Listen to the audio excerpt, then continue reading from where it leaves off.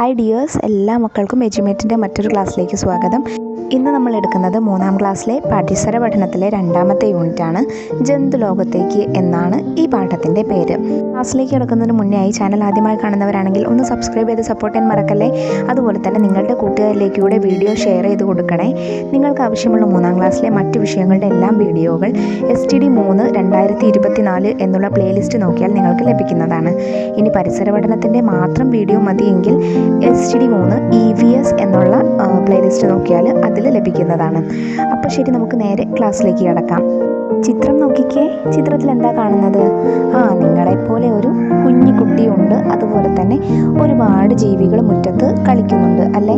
നായയും പശുവും ആടും കോഴികളും കിളികളും പൂമ്പാറ്റയും കാക്കയും അണ്ണാനും മരം കൊത്തിയും തത്തയും എല്ലാം ഉണ്ട്. ആഹാ, ഇന്നെല്ലാവരും വളരെ നേരത്തെ എത്തിയല്ലോ. കൂട്ടുകാരെ കണ്ട് മിത്ര വീടിന് പുറത്തിറങ്ങി. അപ്പോൾ ഈ കുട്ടിയുടെ പേരെന്താണ്? മിത്ര എന്നാണ് കേട്ടോ. മിത്രയുടെ വീട്ടുപരിസരം കണ്ടല്ലോ. ഏതെല്ലാം ജീവികളാണ് ചിത്രത്തിലുള്ളത്?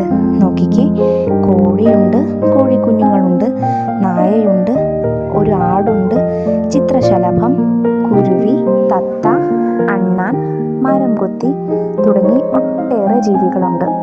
ഇവയിൽ മിത്ര വളർത്തുന്ന ജീവികൾ ഏതൊക്കെയാവും? കോഴി, ആട്, നായ തുടങ്ങിയവയെല്ലാം മിത്ര വളർത്തുന്ന ജീവികളാകും അല്ലേ?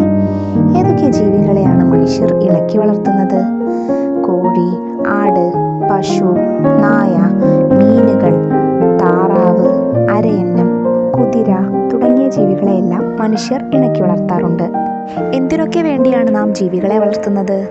ആഹാരത്തിന്, സുരക്ഷയ്ക്ക്, കൗതുകത്തിന്, കാണാനുള്ള ഒരു ഭംഗിക്ക് വേണ്ടിയിട്ടല്ലേ? മീനിനെയും നമ്മൾ അക്വാറിയത്തിലൊക്കെ മീനിനെയൊക്കെ വളർത്തുന്നത് കാണാനുള്ള ഭംഗിക്ക് വേണ്ടിയിട്ടല്ലേ? അതുപോലെ തന്നെ യാത്രാ ആവശ്യത്തിന്, കുതിരകളെയൊക്കെ വളർത്തുന്നത് യാത്രാ ആവശ്യത്തിന്. പിന്നെയോ കാർഷിക ആവശ്യങ്ങൾക്ക്, അതായത് നമ്മുടെ പശു, ആട് തുടങ്ങിയവയൊക്കെ നമ്മൾ കാർഷിക ആവശ്യങ്ങൾക്ക് വളർത്തുന്നുണ്ട്. എങ്ങനെയാണ്? പശുവിൻ്റെയും ആടിൻ്റെയും ഒക്കെ കാഷ്ടം, ചാണകമൊക്കെ നമ്മൾ എന്ത് ചെയ്യുന്നുണ്ട്? വളമായിട്ട് ഉപയോഗിക്കുന്നുണ്ട്. അപ്പോൾ അത് നമ്മൾ കാർഷിക ആവശ്യത്തിന് വേണ്ടിയിട്ട് വളർത്തുന്നവയാണ് കേട്ടോ. നമുക്ക് വളർത്തു ജീവികളെ കൊണ്ടുള്ള പ്രയോജനങ്ങളുമായി ബന്ധപ്പെട്ട പട്ടിക പൂർത്തിയാക്കൂ. നോക്കിക്കേ, നമുക്കൊരു പട്ടിക തന്നിട്ടുണ്ട്. ജീവി പ്രയോജനങ്ങൾ. ആദ്യത്തെ ജീവി ആടാണ്. ആടിനെ കൊണ്ടുള്ള പ്രയോജനങ്ങൾ എന്തെല്ലാമാണ്? നമുക്ക് പാല് തരുന്നുണ്ട്, അതുപോലെ മാംസം, ഇറച്ചി തരുന്നുണ്ട്. പിന്നെയോ കൃഷി ആവശ്യത്തിന് ഉപയോഗിക്കാവുന്നതാണ്. ഇനി അടുത്ത ജീവി കോഴിയാണ്. കോഴിയെ കൊണ്ടുള്ള പ്രയോജനങ്ങൾ എന്തെല്ലാമാണ്? മുട്ട തരുന്നുണ്ട്, ഇറച്ചി തരുന്നുണ്ട് അല്ലേ? ഇനി നമുക്ക് പശുവിനെ എഴുതാം. പശു എന്താണ്? പശു പാല് തരുന്നുണ്ട്, ഇറച്ചി തരുന്നുണ്ട്, അതുപോലെ തന്നെ കൃഷി ആവശ്യത്തിന് നമ്മൾ ഉപയോഗിക്കാറുണ്ട്. ഇനി പോത്ത് എന്തിനാണ് ഉപയോഗിക്കുന്നത്? പോത്ത് നമുക്ക് ഇറച്ചി നൽകുന്നുണ്ട്. ഇനി കുതിര എന്താണ്? യാത്രാ ആവശ്യത്തിന് വേണ്ടിയിട്ട് ഉപയോഗിക്കുന്നുണ്ട് കുതിരയെ. പിന്നെ മീൻ എന്താണ്? ചിലത് ഇറച്ചി തരുന്നുണ്ട്, അതുപോലെ തന്നെ കൗതുകത്തിന് വേണ്ടിയിട്ട്, കാണാനുള്ളൊരു ഭംഗിക്ക് വേണ്ടിയിട്ട് നമ്മൾ വളർത്തുന്നുണ്ട്. അത്രയുമാണ് പ്രയോജനങ്ങൾ കേട്ടോ. വിവിധ ആവശ്യങ്ങൾക്കായി നാം ജീവികളെ വളർത്തുന്നു. ചില ജീവികളുടെ പാൽ, മുട്ട, മാംസം തുടങ്ങിയവ ആഹാരത്തിന് വേണ്ടി ഉപയോഗിക്കുന്നു. കൗതുകത്തിന് വേണ്ടി വളർത്തുന്ന ജീവികളും ഉണ്ട്. എത്ര ജീവികൾ? ചിത്രത്തിലുള്ള ഏതെല്ലാം ജീവികളെ നിങ്ങൾക്കറിയാം? പേരുകൾ എഴുതൂ. ആദ്യത്തേത് പല്ലി, ഒച്ച്, ഉറുമ്പ്, ചെമ്പോത്ത് അല്ലെങ്കിൽ ഉപ്പൻ എന്നൊക്കെ പറയും. പിന്നെയോ പഴുതാര, വവ്വാൽ, കീരി, തേരട്ട തുടങ്ങിയ ജീവികളാണ് ചിത്രത്തിലുള്ളത്. ഇവ നമ്മുടെ വീട്ടിലും പരിസരത്തുമായി ജീവിക്കുന്നവയാണല്ലോ. ഇവയിൽ വളർത്തുജീവികളുണ്ടോ? ഇല്ല അല്ലേ? വീട്ടിലും പരിസരത്തുമുള്ള കൂടുതൽ ജീവികളെ കണ്ടെത്തി എൻ്റെ പരിസര പഠന പുസ്തകത്തിൽ എഴുതൂ. നോക്കിക്കേ, ഏതൊക്കെ ജീവികളെ നിങ്ങൾക്കറിയാം? കോഴി, പശു, ആട്, അട്ട, തേരട്ട, പുൽച്ചാടി, പൂമ്പാറ്റ, വണ്ട്, തേനീച്ച, പാമ്പ്, അണ്ണാൻ, കാക്ക, തത്ത, മയിൽ, മുയൽ, മൈന, കീരി, തേള് തുടങ്ങി ഒട്ടേറെ ജീവികളെ നിങ്ങൾക്കിവിടെ എഴുതി ചേർക്കാവുന്നതാണ്. ഇത്തിരി കുഞ്ഞന്മാരും വമ്പന്മാരും.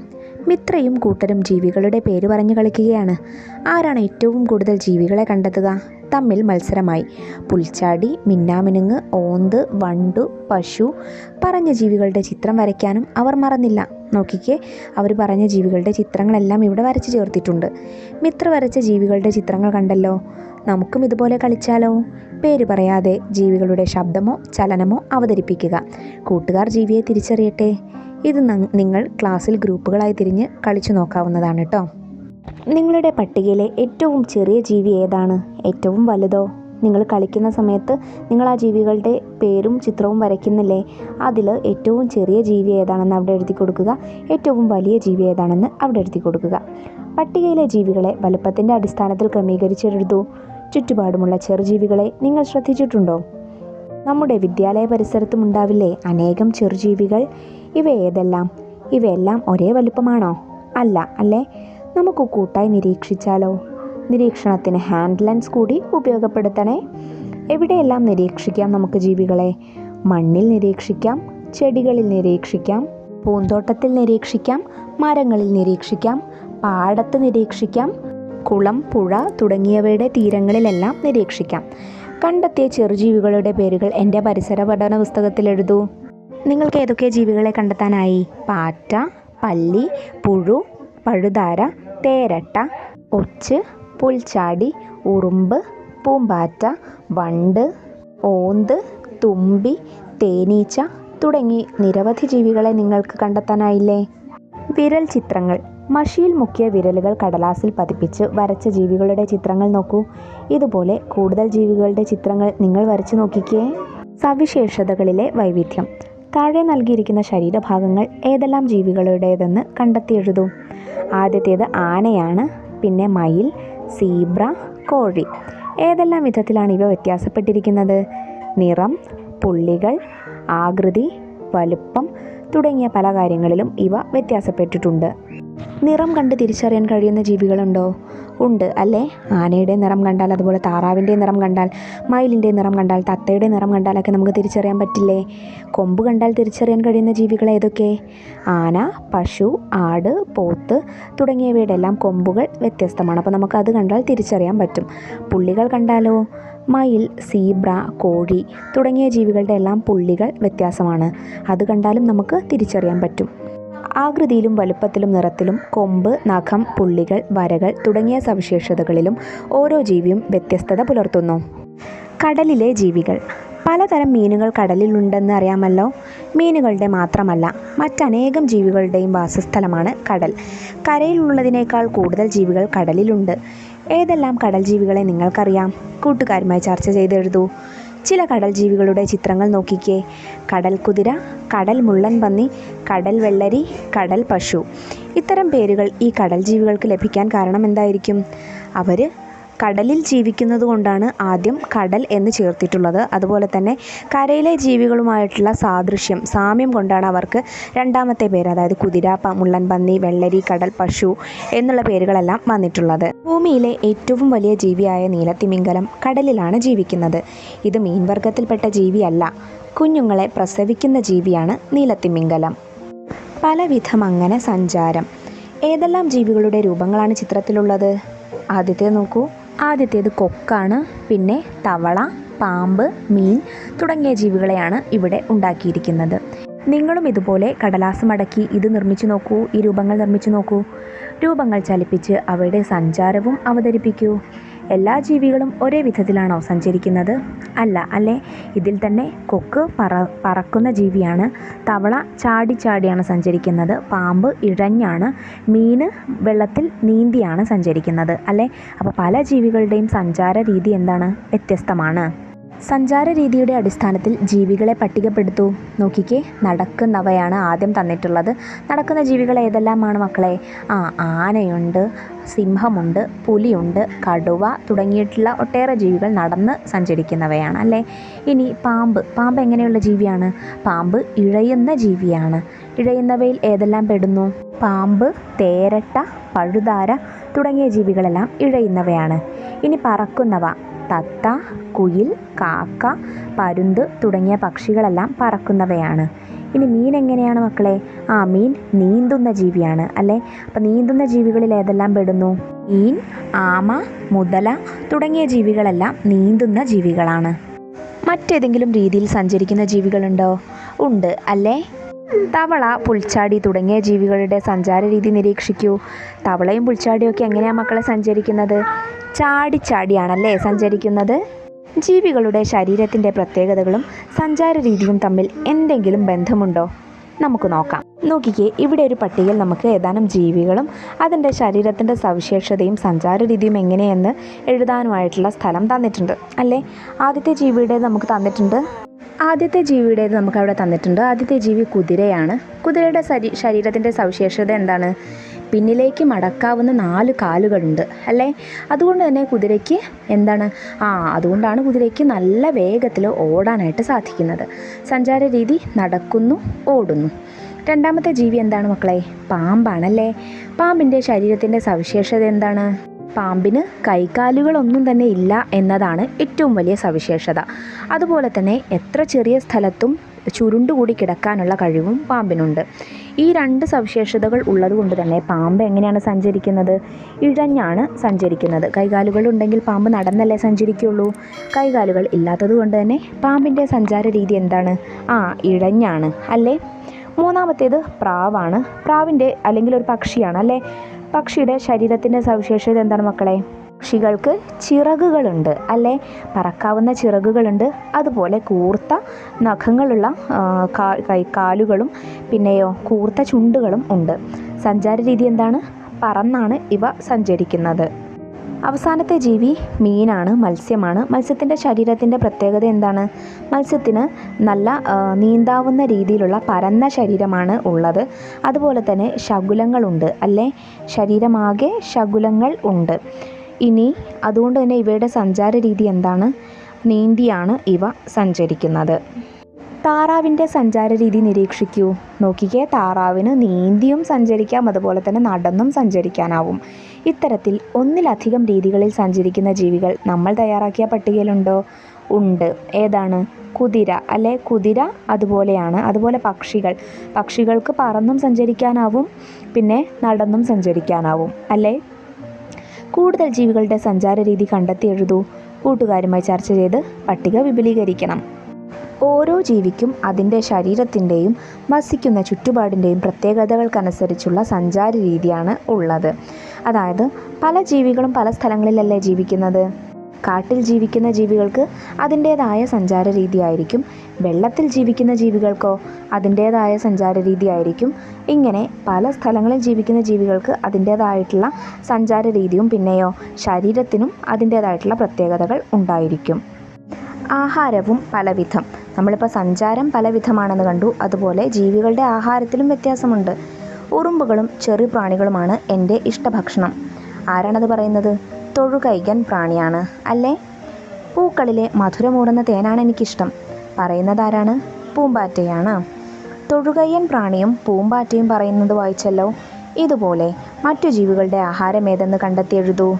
ഈ പട്ടിക നോക്കിക്കേ. ഈ പട്ടികയിൽ ഓരോ ജീവികളും ഏതൊക്കെ ആഹാരങ്ങളാണ് കഴിക്കുന്നത് എന്നാണ് നമുക്ക് എഴുതാനായിട്ടുള്ളത്. ആദ്യത്തേത് പശു. പശു എന്താ കഴിക്കുന്നത്? പശു പുല്ല് കഴിക്കും, ധാന്യങ്ങൾ കഴിക്കും, അതുപോലെ കാലിത്തീറ്റ കഴിക്കും അല്ലേ. കാക്ക എന്തൊക്കെയാണ് കഴിക്കാം? മീൻ, ഇറച്ചി, ചോറ് തുടങ്ങിയിട്ടുള്ള കാര്യങ്ങളെല്ലാം കാക്ക കഴിക്കും. ആന പന കഴിക്കും, അതുപോലെ തന്നെ കരിമ്പ് കഴിക്കും. അണ്ണാൻ പഴങ്ങളും വിത്തുകളുമാണ് കഴിക്കുന്നത്. കോഴി പുഴുക്കളെ കഴിക്കും, ഭക്ഷണ സാധനങ്ങൾ കഴിക്കും, ധാന്യങ്ങൾ കഴിക്കും, അതുപോലെ ഇലകൾ കഴിക്കും. പരുന്ത് മാംസം, അതായത് നമ്മുടെ കോഴികളെയൊക്കെ കഴിക്കില്ലേ, അപ്പോൾ മാംസം കഴിക്കും, പഴങ്ങളും പരുന്ത് കഴിക്കും. പൊന്മാൻ മീനാണ് കഴിക്കുന്നത്. തവള പുൽച്ചാടികളെയും മറ്റു പ്രാണികളെയുമാണ് കഴിക്കുന്നത്. ഇനി സിംഹം മാംസമാണ് കഴിക്കുന്നത് അല്ലേ. കടുവയും മാംസമാണ് കഴിക്കുന്നത്. ഇവയിൽ ഏതൊക്കെ ജീവികളാണ് സസ്യഭാഗങ്ങൾ മാത്രം ആഹാരമാക്കുന്നത്? തന്നിരിക്കുന്നവയിൽ പശു, ആന, അണ്ണാൻ എന്നിവ സസ്യഭാഗങ്ങൾ മാത്രം കഴിക്കുന്നവയാണ്. ഇനി മാംസം മാത്രം ഭക്ഷിക്കുന്ന ജീവികൾ ഏതെല്ലാമാണ്? പൊന്മാൻ, സിംഹം, കടുവ. സസ്യാഹാരവും മാംസാഹാരവും കഴിക്കുന്ന ജീവികളുണ്ടോ? ഉണ്ട്. ഏതൊക്കെയാണ്? കാക്ക, കോഴി, പരുന്ത്, തവള തുടങ്ങിയവയെല്ലാം രണ്ടും കഴിക്കുന്നുണ്ട്. സസ്യഭാഗങ്ങൾ മാത്രം ആഹാരമാക്കുന്നവയെ സസ്യാഹാരികളെന്നും മാംസം മാത്രം ആഹാരമാക്കുന്നവയെ മാംസാഹാരികളെന്നും വിളിക്കാം. സസ്യഭാഗങ്ങളും മാംസവും ആഹാരമാക്കുന്നവയാണ് മിശ്രാഹാരികൾ. താഴെ നൽകിയ ജീവികളുടെ ചിത്രത്തിന് സമീപത്തുള്ള വട്ടത്തിൽ സൂചനകൾക്കനുസരിച്ച് നിറം നൽകൂ. നോക്കിക്കേ, താഴെ നമുക്ക് കുറച്ച് ജീവികളുടെ ചിത്രങ്ങൾ തന്നിട്ടുണ്ട്. അതിൽ മാംസാഹാരികൾക്ക് നേരെ വട്ടത്തിൽ മഞ്ഞ നിറം നൽകുക, മിശ്രാഹാരികൾക്ക് നേരെ, അതായത് സസ്യവും മാംസവും കഴിക്കുന്നവർക്ക് നേരെ പച്ച നിറവും, സസ്യാഹാരം മാത്രം കഴിക്കുന്നവയ്ക്ക് നേരെ ചുവപ്പ് നിറവും നൽകുക. ആദ്യത്തേത് പശു. പശു ഒരു സസ്യാഹാരിയാണ്, അതുകൊണ്ട് ചുവപ്പ് നിറം നൽകാം. ഇനി മാൻ ഒരു സസ്യാഹാരിയാണ്, ചുവപ്പ് നിറം നൽകാം. കോഴി മിശ്രാഹാരിയാണ്, പച്ച നിറം നൽകാം. കടുവ മാംസാഹാരിയാണ്, മഞ്ഞ നിറം നൽകാം. തവള ഒരു മിശ്രാഹാരിയാണ്, അതുകൊണ്ട് പച്ച നിറം നൽകാം. അടുത്തത് നോക്കിക്കേ, ഈച്ചയാണല്ലേ. ഈച്ച എന്താണ്? ഈച്ച ഒരു സസ്യാഹാരിയാണ്, അതുപോലെ പോത്ത് സസ്യാഹാരിയാണ്, പൂമ്പാറ്റ സസ്യാഹാരിയാണ്, എലി സസ്യാഹാരിയാണ്, പല്ലി മാംസാഹാരിയാണ് അല്ലേ. കൂടുതൽ ജീവികളുടെ പേരുകൾ ചേർത്ത് പട്ടിക പൂർത്തിയാക്കൂ. നോക്കിക്കേ, ആദ്യം സസ്യാഹാരികൾ ഏതൊക്കെയാണ്? പശു, ആന, ആട്, അണ്ണാൻ, കുരങ്ങൻ, ജിറാഫ് തുടങ്ങിയ ജീവികളെല്ലാം സസ്യാഹാരികളാണ്. മാംസാഹാരികളോ? സിംഹം, കടുവ, പുലി, മുതല, നായ തുടങ്ങിയവയെല്ലാം മാംസാഹാരികളാണ്. മിശ്രാഹാരികളോ? കാക്ക, കോഴി, പരുന്ത്, തവള തുടങ്ങിയവയെല്ലാം മിശ്രാഹാരികൾക്ക് ഉദാഹരണങ്ങളാണ്. ജീവികളുടെ ആഹാര രീതിയും ശാരീരിക സവിശേഷതകളും തമ്മിൽ ബന്ധമുണ്ടോ? എന്താണ് നിങ്ങളുടെ അഭിപ്രായം? ഉണ്ട് അല്ലേ? ചിത്രങ്ങൾ നോക്കൂ. ഏതൊക്കെ ശരീരഭാഗങ്ങളാണ് ഈ ജീവികൾക്ക് ഇരയെ പിടിക്കാനും ആഹാരമാക്കാനും സഹായകമാകുന്നത്? എങ്ങനെ? താറാവിന് ഏത് ഭാഗമാണ് മക്കളെ? താറാവിന് ചുണ്ടാണല്ലേ. താറാവ് കൊത്തിപ്പെറുക്കിയല്ലേ തിന്നുന്നത്. അടുത്തത് പരുന്തിന് ചുണ്ടും കാൽ നഖങ്ങളുമാണ്. പരുന്ത് കാലിലെ നഖങ്ങൾ കൊണ്ട് ഇരയെ പിടിച്ച് ചുണ്ടുകൊണ്ടാണ് ഭക്ഷണം കഴിക്കുന്നത്. ഇനി തവളയ്ക്ക് നാവ് എന്ന ശരീരഭാഗമാണ് ഇരയെ പിടിക്കാൻ സഹായിക്കുന്നത്. അതായത് തവള അതിൻ്റെ ഇരയെ കാണുമ്പോൾ നാവ് പുറത്തേക്ക് നീട്ടി ആ ഇരയെ നാവിൽ ഒട്ടിപ്പിടിക്കുന്ന രീതിയിൽ അങ്ങനെ പിടിക്കുകയാണ് ചെയ്യുന്നത്. ഇനി സിംഹം എങ്ങനെയാണ്? സിംഹം അതിൻ്റെ കൂർത്ത നഖങ്ങളും പല്ലുകളും ഉപയോഗിച്ചാണ് ഇരയെ പിടിക്കുന്നത്. മാംസാഹാരികൾ കൂർത്ത നഖങ്ങൾ ഇരയെ കീഴ്പ്പെടുത്താൻ പ്രയോജനപ്പെടുത്തുന്നു. കൂർത്ത് മൂർച്ചയേറിയ പല്ലുകൾ ഉപയോഗിച്ച് ഇവ ഇരയെ കടിച്ചു കീറുന്നു. അതിന് ഉദാഹരണമാണ് എന്ത്? സിംഹം, കടുവ, പുലി തുടങ്ങിയവ. മാംസാഹാരികളായ പക്ഷികൾക്ക് തങ്ങളുടെ ബലമുള്ളതും കൂർത്തതുമായ ചുണ്ടുകൾ കൊണ്ട് ഇരയെ കൊത്തിയെടുത്ത് ആഹാരമാക്കാൻ കഴിയും. ബലമേറിയ കാലുകളും കൂർത്തു വളഞ്ഞ നഖങ്ങളും ഇവയെ ആഹാര സമ്പാദനത്തിന് സഹായിക്കുന്നു. അതിനുദാഹരണമാണ് പരുന്ത്, കഴുകൻ തുടങ്ങിയ പക്ഷികൾ. സസ്യഭാഗങ്ങൾ ചവച്ചരയ്ക്കുന്നതിന് അനുയോജ്യമായ ഘടനയാണ് സസ്യാഹാരികളായ ജീവികളുടെ പല്ലുകൾക്കുള്ളത്. അതായത് പശു, ആട്, മാൻ, മുയൽ തുടങ്ങിയ ജീവികൾക്കെല്ലാം അവയുടെ പല്ലുകൾക്ക് ആ പ്രത്യേകതയുണ്ട്. പല രൂപം ഒരു ജീവിതം. മിത്രമുറ്റത്ത് കളിക്കുകയായിരുന്നു. ചെടിയിൽ കുറേ ഇളം മഞ്ഞമുത്തുകൾ. മിത്ര അമ്മയെ വിളിച്ചു. അമ്മ ഇലകൾ നോക്കി. ഇത് ചിത്രശലഭത്തിൻ്റെ മുട്ടയാ മോളെ. മുട്ടയിൽ നിന്ന് പൂമ്പാറ്റ വിരിഞ്ഞിറങ്ങുന്നതിനായി അവൾ കാത്തിരുന്നു. പക്ഷേ അവൾ കണ്ടത് പുഴുക്കളെയാണ്. ഈ മുട്ടകൾ പൂമ്പാറ്റയുടേതല്ലമ്മേ. മോളെ, ഈ പുഴുക്കളാണ് പൂമ്പാറ്റകളായി മാറുന്നത്. ഇവയെ ലാർവ എന്നാണ് പറയുന്നത്. മിത്രയ്ക്ക് കൗതുകമായി. തുടർന്നുള്ള ദിവസങ്ങളിൽ പുഴുവിനുണ്ടായ മാറ്റങ്ങൾ അവൾ ക്യാമറയിൽ പകർത്തി. ചിത്രം നിരീക്ഷിക്കൂ. ഓരോ ഘട്ടത്തിൻ്റെയും പേരുകൾ അന്വേഷിച്ച് കണ്ടെത്തി എഴുതൂ. പ്രത്യേകതകൾ എൻ്റെ പരിസര പഠന പുസ്തകത്തിൽ എഴുതുകനെ. ആദ്യത്തേത് നോക്കൂ, മുട്ടയാണ്. പിന്നെ പുഴുവാകുന്നു, പുഴു ലാർവയാകുന്നു, ലാർവ പ്യൂപ്പയാകുന്നു, പ്യൂപ്പ പൂമ്പാറ്റയാകുന്നു. ഇനി നമുക്ക് ഈ ഓരോ ഘട്ടത്തിൻ്റെയും പ്രത്യേകതകൾ നോക്കാം. പൂമ്പാറ്റകൾ ഇലകൾക്കടിയിലാണ് മുട്ടകളിടുന്നത്. നമ്മുടെ നാട്ടിൽ ധാരാളമായി കാണപ്പെടുന്ന എരിക് എന്ന ചെടിയുടെ ഇലകൾക്കടിയിലാണ് എരിക്കുതപ്പി ശലഭങ്ങൾ മുട്ടയിടുക. മുട്ട വിരിഞ്ഞ് കുഞ്ഞു ലാർവകൾ പുറത്തു വരും. ലാർവയുടെ ആദ്യ ഭക്ഷണം മുട്ടത്തോട് തന്നെയാണ്. ഇലയിൽ വട്ടത്തിലൊരു വരമ്പുണ്ടാക്കി അതിനുള്ളിലാണ് ഇവ ഏതാനും ദിവസം കഴിയുക. 4-5 ദിവസം വളർച്ചയെത്തുമ്പോൾ പുഴുവിൻ്റെ ശരീരത്തിൽ കറുപ്പും വെളുപ്പും വരകളും മഞ്ഞപ്പൊട്ടുകളും പ്രത്യക്ഷപ്പെടും. പിന്നെ തീറ്റയോട് തീറ്റയാണ് ഇവയുടെ ജോലി. തിന്നുന്നത് എന്തെന്നോ? പുഴുയിരിക്കുന്ന ഇല തന്നെ. ഏകദേശം 10-15 ദിവസം കൊണ്ട് ശലഭപ്പുഴുവിൻ്റെ വളർച്ച പൂർത്തിയാകും. വൈകാതെ സുരക്ഷിതമായ ഒരു സ്ഥലം കണ്ടെത്തും. എന്നിട്ട് ശരീരത്തിലെ ഒരു പ്രത്യേകതരം പശയുടെ സഹായത്തോടെ ചെറിയ മരച്ചില്ലയിൽ തലകീഴായി തൂങ്ങിക്കിടക്കും. ശരീരത്തിൽ നിന്നുണ്ടാകുന്ന പ്രത്യേകതരം രാസവസ്തു ഉപയോഗിച്ച് പിന്നെ പുഴു ദേഹം മുഴുവൻ പൊതിയുകയായി. ഗുളികയുടെ ആകൃതിയുള്ള ഒരു കുഞ്ഞു പുതപ്പാണ് പ്യൂപ്പ. തീറ്റയില്ലാതെ ശലഭപ്പുഴു പ്യൂപ്പക്കുള്ളിൽ കുറേ ദിവസം സമാധിയിരിക്കും. പതുക്കെ പ്യൂപ്പയുടെ നിറം മാറി അത് ചില്ലുപോലെ സുതാര്യമാകും. ഇപ്പോൾ പ്യൂപ്പയ്ക്കുള്ളിൽ പുഴുവിനെയല്ല, സാക്ഷാൽ ശലഭത്തെ തന്നെ കാണാം. പ്യൂപ്പയുടെ പുറന്തോട് നിറമില്ലാതായാൽ പൂമ്പാറ്റ പൂർണ്ണ വളർച്ചയെത്തിയെന്ന് മനസ്സിലാക്കാം. ഇതിന് 7 മുതൽ 10 ദിവസം വരെ വേണം. വൈകാതെ പ്യൂപ്പയുടെ അടിഭാഗം കാലുകൾ കൊണ്ട് തള്ളി തുറന്ന് പൂമ്പാറ്റ പുറത്തിറങ്ങുകയായി. ആദ്യം തലയാണ് പുറത്തു വരിക, പിന്നീട് ശരീരവും ചിറകുകളും. പക്ഷേ പുറത്തിറങ്ങുമ്പോൾ ചിറകുകൾ ശരീരത്തോട് ചേർന്ന് ചുരുണ്ടിരിക്കും. പുറത്തിറങ്ങിയാൽ പൂമ്പാറ്റ കുറച്ചു നേരം ശരീരം പിടപ്പിക്കും. ചിറകുകളിലേക്ക് രക്തമൊഴുകിയെത്തി അത് നിവരാനാണ് ഈ വിദ്യ. പിന്നീട് ചില ദ്രാവകങ്ങൾ പുറത്തേക്ക് കളയുകയും ചെയ്യും.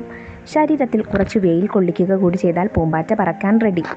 ആദ്യം പതുക്കെ പതുക്കെ കുറച്ചു ദൂരം പറന്നു നോക്കും. അല്പനേരത്തെ ഈ പരിശീലന പറക്കൽ കഴിഞ്ഞാൽ പൂവുകൾ തോറും പാറിപ്പാറി നടന്ന് പൂന്തെന്നുണയുന്ന അസൽ പൂമ്പാറ്റയായി മാറും.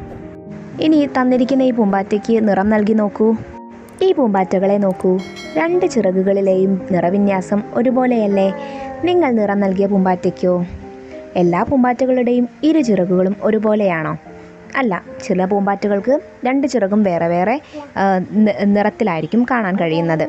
നിങ്ങളുടെ പരിസരത്തുള്ള പൂമ്പാറ്റകളെ നിരീക്ഷിച്ച് കണ്ടെത്തലുകൾ ക്ലാസ്സിൽ അവതരിപ്പിക്കൂ. ഇവിടെ ടീച്ചറും കുട്ടികളും ചേർന്ന് ഉദ്യാനം നിരീക്ഷിക്കുന്നത് നോക്കൂ. പൂമ്പാറ്റകളെ തിരിച്ചറിയുന്നതിനായി ഓരോ ഇനത്തിനും പേരുകൾ നൽകിയിട്ടുണ്ട്. പൂമ്പാറ്റകൾക്കും പേരോ? പൂമ്പാറ്റകൾക്ക് പേരുണ്ടോ മക്കളെ? ഉണ്ട്. പല പൂമ്പാറ്റകൾക്കും പല പേരുകളാണ്.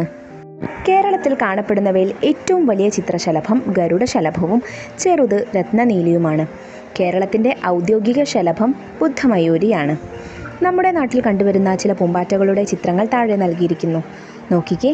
തീച്ചിറകൻ, നാട്ടുകോമാളി, നീലക്കടുവ, ചക്കരശലഭം, പുള്ളിക്കുറുമ്പൻ, നാരകക്കാളി തുടങ്ങിയ പൂമ്പാറ്റകളെയാണ് ചിത്രത്തിൽ തന്നിട്ടുള്ളത്. നിങ്ങളുടെ പ്രദേശത്തുള്ള പൂമ്പാറ്റകളെ നിരീക്ഷിച്ച് പേരുകൾ കണ്ടെത്തി എഴുതൂ.